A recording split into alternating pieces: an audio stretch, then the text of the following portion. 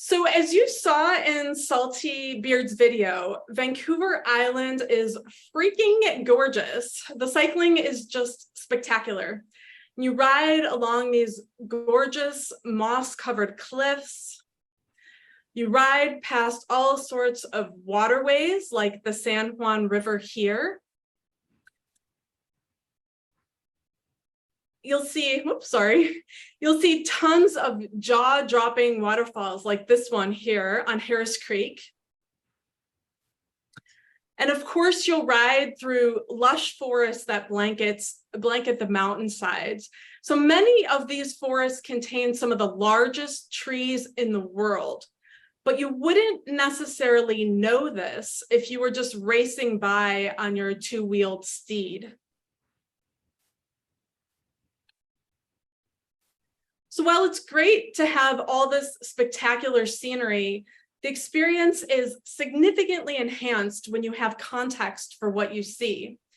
So it's one thing to cycle by the massive trees in an old growth forest on Vancouver Island, but it's an entirely different thing to stop your bicycle, to stand beneath the trees knowing their significance, and to feel the trees' awe and wonder.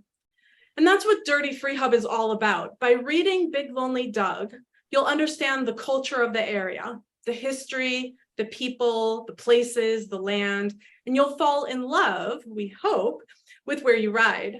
So by reading, your ride on Vancouver Island will be even more awesome.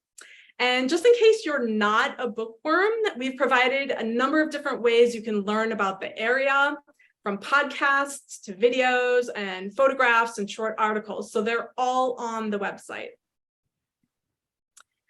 So when you understand the place where you ride, you'll think twice about the springboard scars that you see in the side of massive stumps. You'll notice the ribbons hanging from the trees. This one shows the boundary for a cut block that will soon be felled. You'll look at clear cuts differently, and you'll know what it means for a forest to be second growth. You'll understand the graffiti on the bridges and the road signs in the area, and knowing and appreciating all of this is the beauty of Read and Ride. So the routes for Read and Ride all begin and end in the town of Port Renfrew, which is the tall trees capital of Canada, as Harley mentioned. So Port Renfrew is located in the southwest corner of Vancouver Island. With the ferries and all, Port Renfrew is about a 6-hour drive from Seattle and about 11 hours from Bend. So you'll want to spend time in Port Renfrew and get to know the area well. So we've designed 5 routes for you to ride to bring Big Lonely Doug to life. So many of the giant old growth trees are located down kilometers of rugged logging roads, and it can be a challenge to access these trees by vehicle. But what's great about these gravel roads is that these are the exact kinds of roads that make our hearts sing. So here's a little chart that compares, oops, sorry, I went too fast. Go back up here. There we go. Here's a little chart that compares the 5 routes. You'll see that the mileage in these routes varies from 13 miles to 86 miles. And the elevations range from just over 1,000 feet to just under 11,000 feet. All of the routes visit trees and groves mentioned in Big Lonely Doug. No single route, however, visits all of the locations, so you'll want to consider riding multiple routes over the course of a few days. So I'll briefly go through the routes and show you a few photos from each of the rides. So the first tour is the tour of the Brobdingnagians, which is the word that Harley and I talked about. It means giants. So this is the mother route. It can be ridden in 1 to 3 days. And while hammerheads can pound out the miles in a single day, there really isn't enough time to ride the miles and to do justice in meeting all of the trees. So we really recommend spending 2 or 3 days to do this particular ride. For those who like bikepacking, there are camp spots along the route. And for those who prefer indoor lodging, you can cycle this route as a credit card tour with accommodations at the north end of the route in Lake Cowichan or Honeymoon Bay. This is the only route that will take you to meet the massive Harris Creek spruce. And it's the only route that takes you by this incredible view of waterfalls and pools along Harris Creek. This route also takes you to Lake Cowichan at the north end of the loop. The lake is a great spot for a refreshing swim. So the second route is the Big and Small Trees Loop, and this is the ride of juxtapositions, as you will see the biggest and the smallest trees on this ride. This is a really fun ride with a teeth-chattering descent to see the Red Creek fir. It's a total blast. On this route, you'll see the biggest Doug fir in the world, and you'll see the smallest, most photographed little bonsai tree on Fairy Lake. And next to the big Sitka spruce is the swing that you've got to try out. It's right next to a great swimming spot in the San Juan River. The third route is the pilgrimage to Doug. This is the holy Mecca to go see Big Lonely Doug via the Avatar Grove that Harley mentioned. This is a great option for those who want to see Big Lonely Doug, but who aren't interested in taking on the grandiose tour of the Brobdingnagians. So on this route, you'll meet Doug.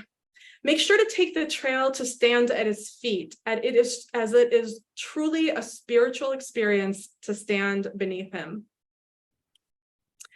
You'll get to see this burly cedar in Avatar Grove, and you'll get to stand beside this massive root ball too. It's pretty cool. The fourth route is just the Avatar. This is the shortest and easiest of the routes at just 13 miles and 1,100 feet in climbing. It's perfect for beginner riders. It's basically the first part of the pilgrimage to Doug route. So just keep in mind that this route won't actually take you to meet Doug. And finally, there is the Journey to Jurassic. This is the one route in the series that is entirely on pavement. So we included it for two reasons. One, you get a chance to ride to the Jurassic Grove. And two, we wanted to offer a route for cyclists who don't yet consider themselves to be gravel cyclists. So this isn't your classic Dirty Freehub route. You'll still get dirty with the hike, so no worries there. Not only does this route take you to see the Jurassic Grove, but it also gives you the option to put on your big tree hunter cap and explore an undeveloped grove.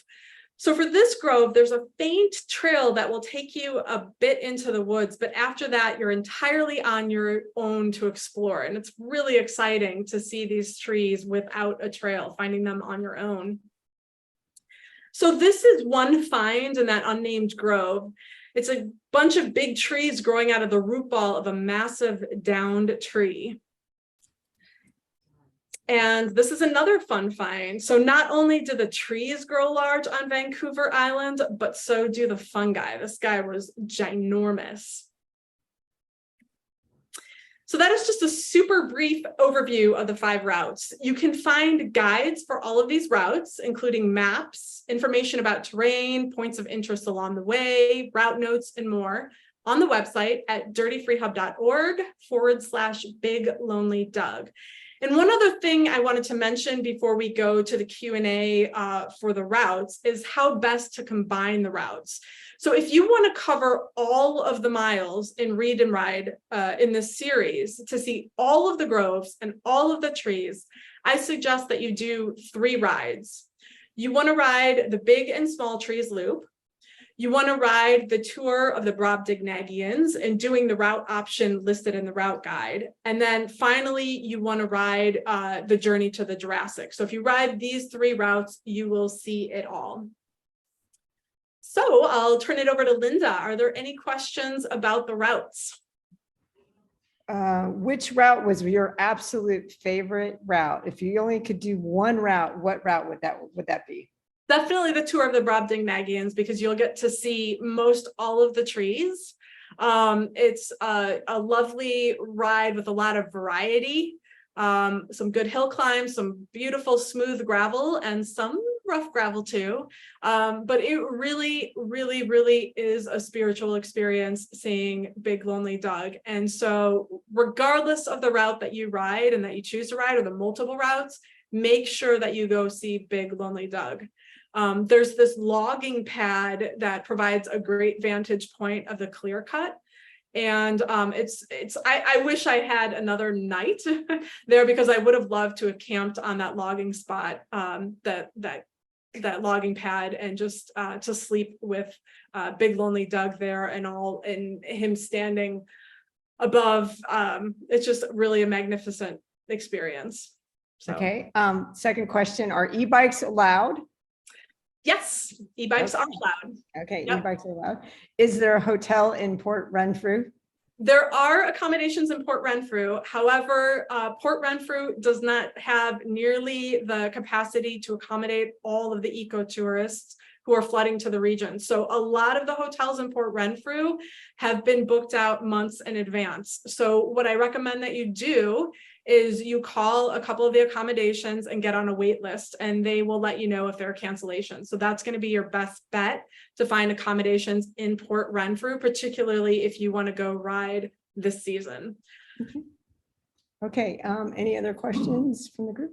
Yep. Yeah, question for Sarah. Is there other books that she's reading for the region ride section? Oh, what are you considering for other books for your next read and ride series? Oh, that's a great question. Well, I would love to see what cyclists are interested in. I know one area that's particularly interested me is the Walla Walla region. So there was the Whitman massacre back in the day, and so that's a really fascinating piece of history. But we also have a lot of great gravel riding in Walla Walla. So I think there's really an opportunity there to combine great gravel riding with a really fascinating piece of history. Okay. Any other questions? Okay. Well, Sarah, I want to just first off just applaud you for your efforts. So first off, we can get a round of applause. Yeah. Mm-hmm. Those of you online, I guess you can click the keyboard a few times, but the amount of work you have put into really connecting cyclists to where they ride is just incredible. You are such a passionate person about what you work on, really passionate about cycling. You're obviously very passionate about reading.